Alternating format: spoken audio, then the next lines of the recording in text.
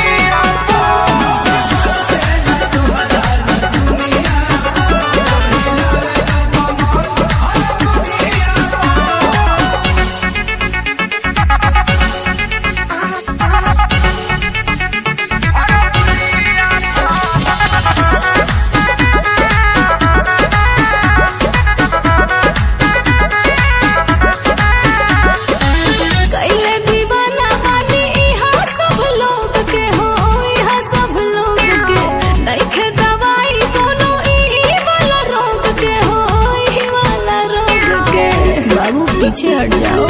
सुनाओ।